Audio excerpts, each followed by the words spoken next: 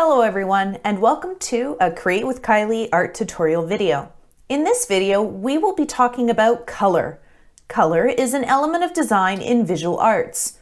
Artists use a tool called the color wheel to help them use color effectively in their art. It helps them sort out all the colors that are visible to the human eye and organize them. If you want to express thanks, click the like button and subscribe to my channel. Now let's be creative. The color wheel tool can be used to create a color scheme. Color schemes are a specific choice of colors used to create style and appeal in the visual arts. To begin, let's color this color wheel. In order to do this activity, you're going to need to take out 12 pencil crayons that are the ones that are labeled in this color wheel. You will also need a black and a white pencil crayon for later on. Notice how there are three different sized shapes. Red, blue, and yellow are the largest shape. The next largest are green, orange, and violet. The rest are all the smaller shape. Let's begin with the largest shapes. Red, blue, and yellow are the largest shapes in this color wheel. They're the largest because it's indicating or telling you that they are the most important colors in this color wheel. They're called the primary colors. You can't mix two colors to get blue, and you can't mix two colors to get red or yellow. It's impossible. All of their colors stem from red, blue, and yellow. Notice that between each primary color, you have a second largest shape, and those are your secondary colors. If you took 50% of red and mixed it with 50% yellow, you would get an orange. In order to get green, you would take your yellow and your blue, and you would mix them together. And if you took 50% blue and 50% red, you would get violet.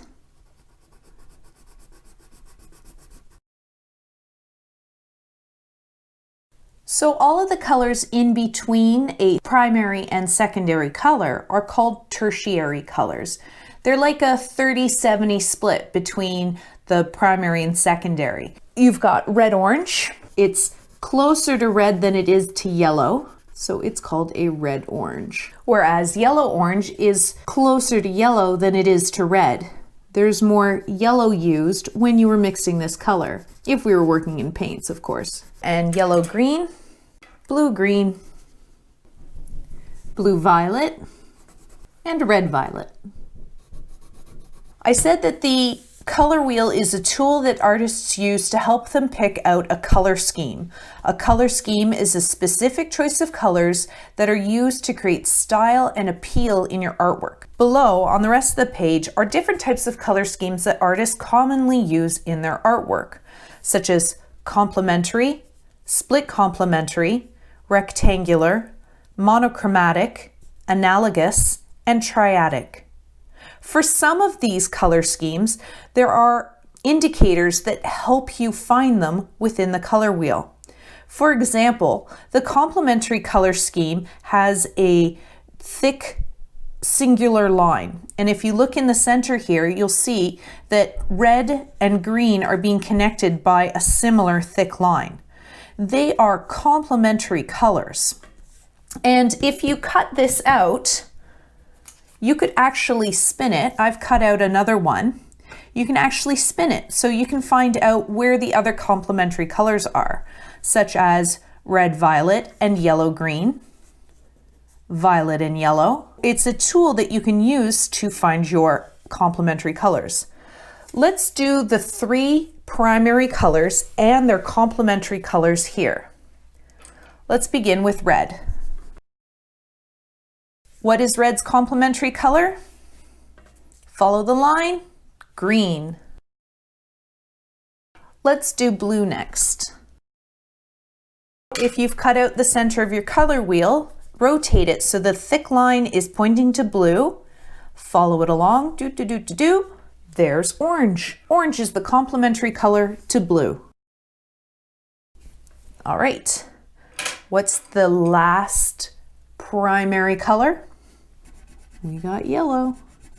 What is the complementary color to yellow? Spin our dial. Thick line is pointing to yellow, and there's violet across. Knowing your basic complementary colors and being able to name your primary and secondary colors will help you in post-secondary education. Let's move on. Split complementary colors, where you find the complementary color and then use the two colors that are adjacent, that are beside that color. Split complementary is being indicated by this V chevron shape. These two lines, they're thinner and they make a V point. So if we look at this, you have it this way, right there. See that? So we found red. What's the complementary color? It's green. And then you split it right there. So we're going to work with blue-green and yellow-green. Let's use blue again. We already know that the complementary color to blue is orange. Now let's split it. We've got red-orange and yellow-orange. Yellow has a complementary color of violet, but if we split it, there we go, going across, we have red-violet and blue-violet. Rectangular color schemes use four colors that are connected by a rectangle or a square across the color wheel. There is a rectangle with a broken line that connects the red-orange, the yellow-orange, the blue-green, and the blue-violet together. Let's color that in. Yellow-orange, blue-green,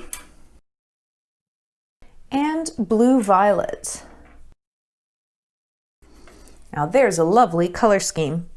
I'm going to spin the wheel, and you can choose what you'd like, and I'm going to do red to violet to green to yellow. Some people call this a double complementary color scheme. It also goes by that name. And that makes sense because there are two pairs of complementary colors working together in this color scheme. Monochromatic doesn't have any type of indicator in the color wheel here because all you're doing is you're choosing one color, be it red, yellow, blue, blue-green, it doesn't matter which one, and you're going to find light and dark hues of the same color.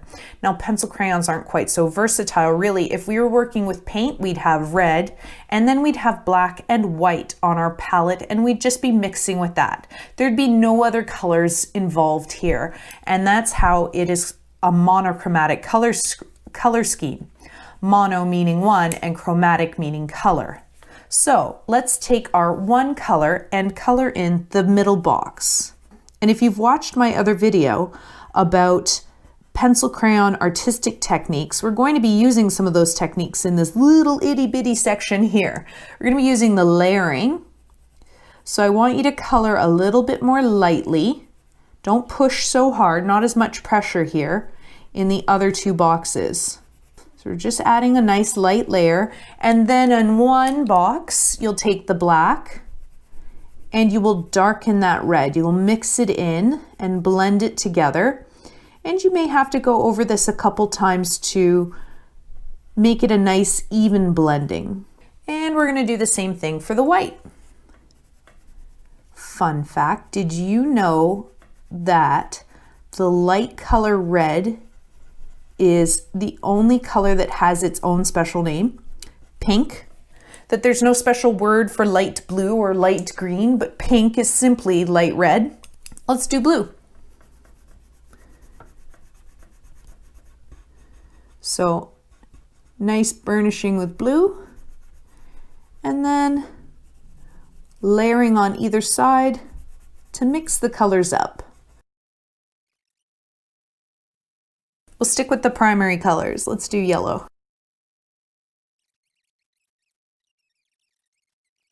Moving on, let's look at analogous color schemes. This is where you use colors that are side by side each other on the color wheel. So let's start off with red again. And then you can either go to the left or the right and choose two more colors. You could go red, orange, and red, violet. That'd look nice. Or you can go red, violet, red, violet, violet, red, orange, orange. So they just have to be side by side in the color wheel. And you guys are free to pick the colors you want. Pick 3 colors that are side by side each other on the color wheel and color in the little boxes. Triadic is our last color scheme that we're going to be looking at today, and it does have an indicator on the center wheel. It is marked by a dotted triangle. Okay, it's different from split complementary. Its symbols are different, so you can tell the two apart. This one is where you take 3 colors that are evenly spaced from each other. And you can see right off the bat that red, blue, and yellow are triadic color schemes. Red, blue, and yellow. They're evenly spaced around the color wheel. Our secondary colors are evenly spaced out. And you guys are free to pick the colors you want. Thanks for watching this video. I hope you enjoyed learning about color theory, color wheels, and different types of color schemes. This is all fantastic and important information to give you a leg up in your next visual arts course. And remember, my friends, stay awesome and be creative. Until next time.